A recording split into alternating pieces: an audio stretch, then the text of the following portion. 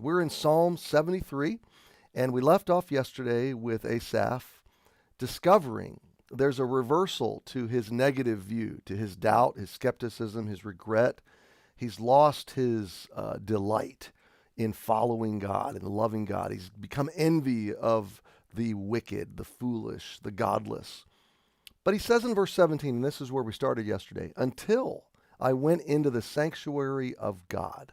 So once he got in the presence of God, the teaching, the worship, the truth, and the people of God, once he got back into that space, he says this, then understood I their end. And my friend, this is so important. Our frame of reference needs to constantly be the truth of God, shining light into our interpretation of the world around us and the emotions within us. This is how it needs to be. So going back to the people of God, the truth of God, the worship of God, the habit of gathering, this is how God keeps our hearts tender and focused and keeps us encouraged and strengthened in the journey. So he says, it was when I went to the tabernacle, to the presence of God, when I got back into proximity to the story of God, that I understood the end of the wicked, the godless, those that seem to be thriving and those that seem to be just doing incredibly well in contrast to me as a God follower. I understood their end. Now let me talk about the word end for a minute. You know, so often we're looking at the here and now, the imminent, the immediate. But the wise follower of Jesus is always saying, wait a minute, where's this road go? What direction am I charting? What's the destination? Am I going to want to be where this road takes me? And what Asaph is saying is they seem to be on a flourishing path. But once I got back to the truth of God and the worship of God, I began to realize where that path goes.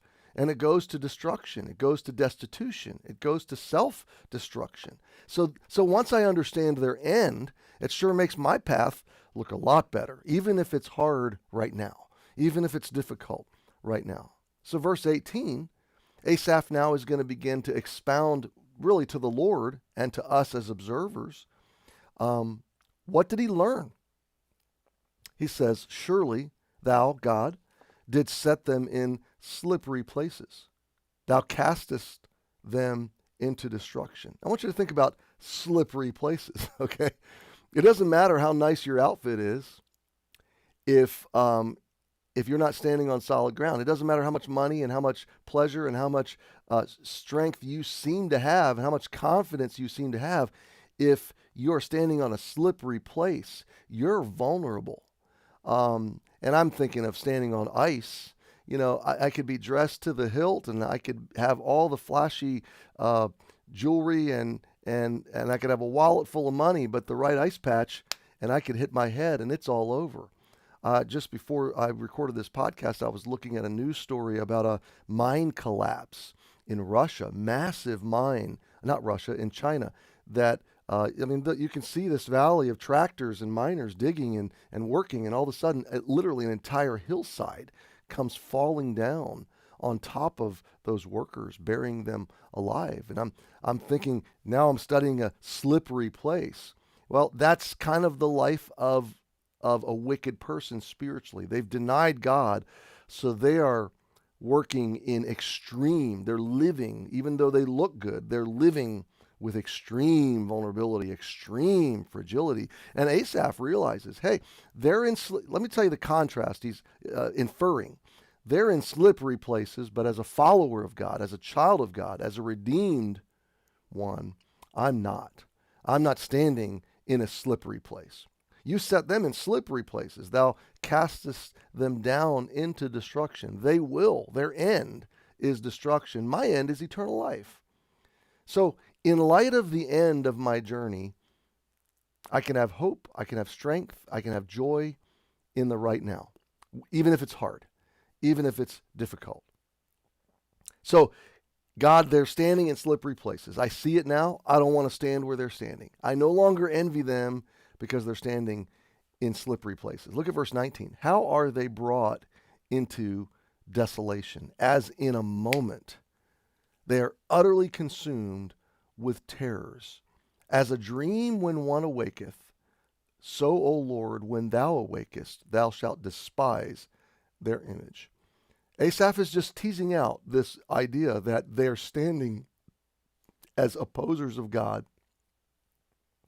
They are exploiting, they're taking for granted the mercy of God.